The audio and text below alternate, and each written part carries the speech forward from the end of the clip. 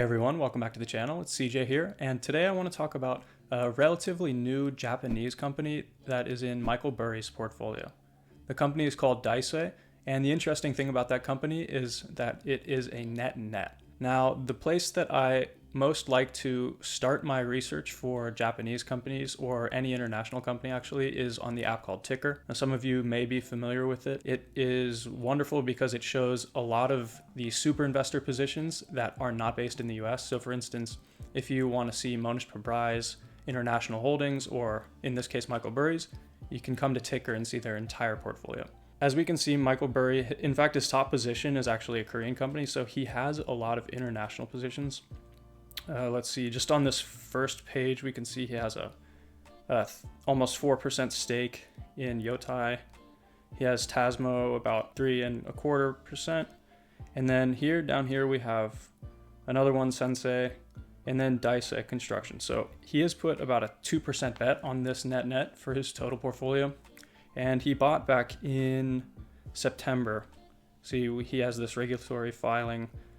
He owns 5% of this company, so he is required in Japan to file. I want to talk quickly about the 2% portfolio size. In the past, Monish Pabrai has made bets similar to this, where he'll make either a 10% bet, a 5% bet, or a basket of 2% bets. I think he's done this during the financial crisis. He made a big basket bet for a bunch of 2% commodity companies, and he's done it with Korean companies as well. So it seems like 2% is generally a good place to start, especially for these balance sheet net type of companies. So anyway, let's click in. The ticker is 1814, Daisue Construction Co. So we can see down here, it provides a little description. They engage in construction and real estate business in Japan, which are both condos, office buildings, warehouses, factories, medical care, ceremonial occasions, etc. So they do residential and commercial real estate, so they're kind of all over the place. And the first thing that I want to point out about a company like this is they're obviously going to have a lot of property, plant, and equipment on their balance sheet.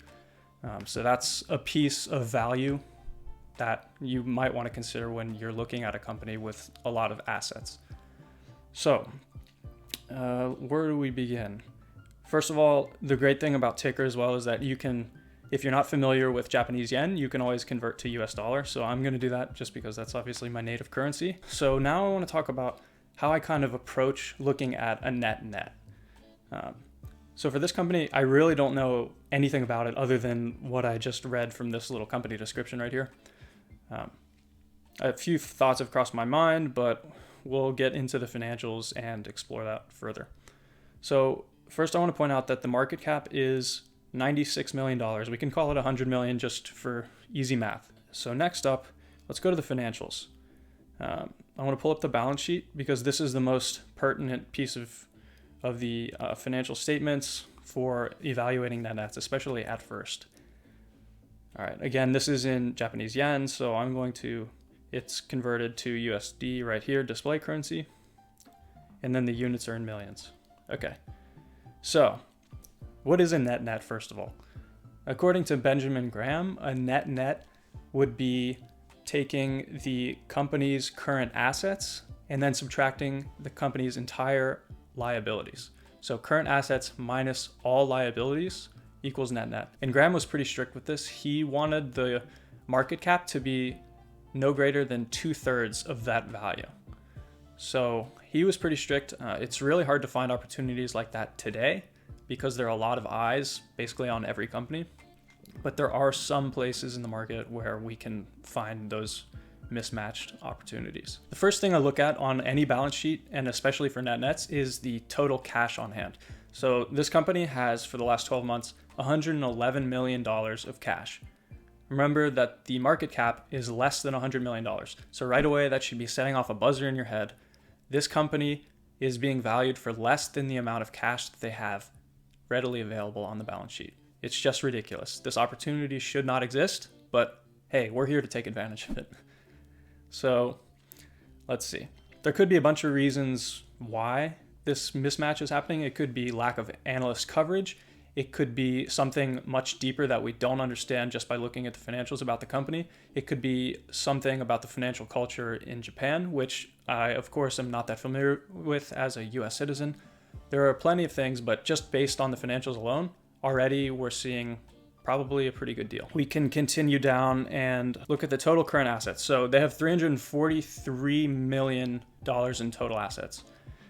It's usually appropriate to discount these a little bit because it's probably not going to be a 1-to-1 ratio for selling these assets. For instance, the inventory is probably going to have to be marked down if you're liquidating this company. We can scroll down to receivables, inventory, deferred tax assets, and other current assets for a total current asset value of $343 million.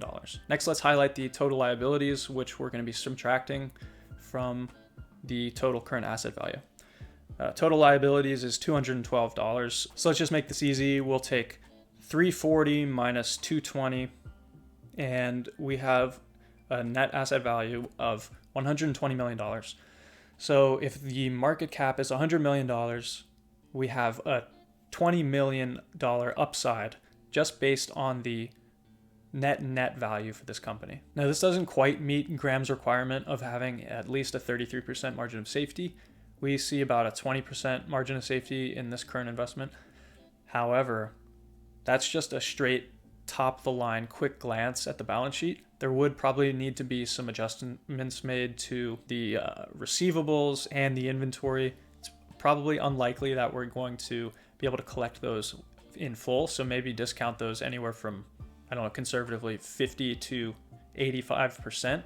That's just a ballpark range, but it depends on the company specifics. You'd probably want to dig in a little bit more into these financials in order to get a more appropriate discount rate for these current assets. So just based on the Benjamin Graham net method, we're seeing a pretty good deal here. There's about a $20 million discount to the current asset value versus the market cap. So from that standpoint, this might be worthy of a 2% bet or more or less, depending on how comfortable you are with investing in a company like this. But it does appear that Daisue is a going concern. So because it's a going concern, I do want to quickly look at some of the other financial metrics for this company. So in the income statement, we can look at the revenues, and based on this chart, you can see that the revenue isn't really growing, but it is staying the same. So I wouldn't put it in the category of a great business such as Costco or Walmart, but they are making steady progress in their revenues. At least they're not declining too much. They saw a little bit of a dip in 2018, but nothing major. Next, we can take a look at the net income. So this, of course, is one of the more important metrics for valuing a company. This is their bottom line, how much money they're taking in. So we can see this is a little more lumpy. So one of the reasons why investors may have trepidation about going into Daisue and why the market cap might be so low compared to their assets on the balance sheet is because of this lumpy income. Every other year, like clockwork, they rise and then dip, rise and then dip. So it looks like it's kind of difficult to expect what the earnings per share are going to be for this company. So that might be one reason why investors are not so willing to go into this company. Another important factor when valuing any company is their margins. So we can see that there's kind of a steady decline for their gross margins. This gross margins is layered over their net income. So as the margins rise, so does their net income. It's even more stark when we overlay the operating margins as well. It kind of follows that same trend. The higher the net income, the higher the margins, and so on. But there has been a little bit of a downward trend since 2017. We can also take a quick look at some of the ratios here. We've got return on assets of almost 4% and then return on capital of 12%. None of these are that relevant when looking at a net from a balance sheet perspective, but it is just something that I like to look at as well. Another ratio I like to look at for these net type stocks are the current ratio and the quick ratio.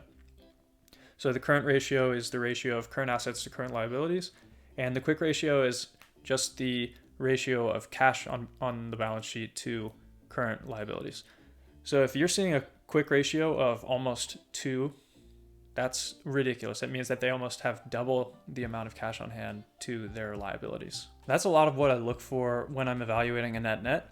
Now, this company does look like it has some promise based on the sheer huge amount of cash that they have on the balance sheet, but I'm not 100% convinced. I mean, Burry obviously has done a ton of due diligence, but I haven't read a single annual report, and I'm not sure if they're even available in English, so that might be a big hurdle that you'll have to overcome. On the surface, especially from a balance sheet perspective, things do look pretty promising for a cigar butt net type of investment. If you're concerned with this type of investment and are looking more for, the long-term prosperity prospects for this company, it might not be the right option for you. I do want to note that on the date that Burry reported his at least 5% holding of this company, the share price was 873 Japanese yen.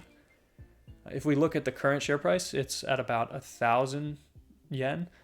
And we're not for sure what price he actually paid. It could have been less than 873. I'm not sure at what time in Japan you have to report, how quickly that turnaround is.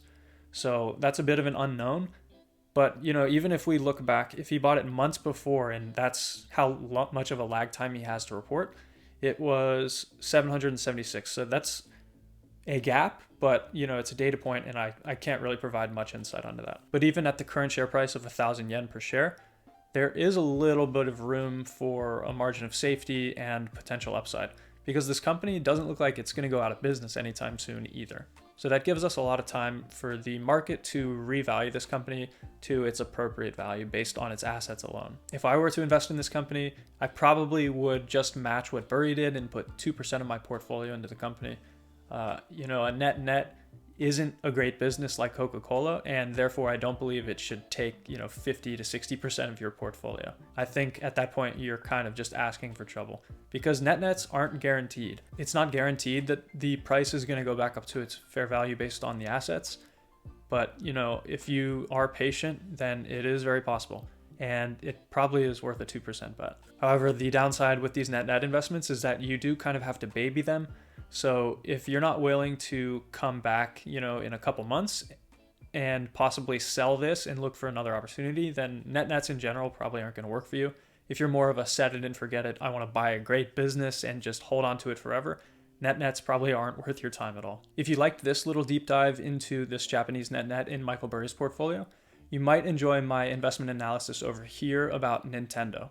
Now that's what I would call a wonderful business, and I would really encourage you to check it out, especially if you're looking to expose yourself to the Japanese market. I hope this was helpful and gave you a little bit of insight into what I look for when I'm exploring nets. If you're a real bargain hunter, then happy hunting.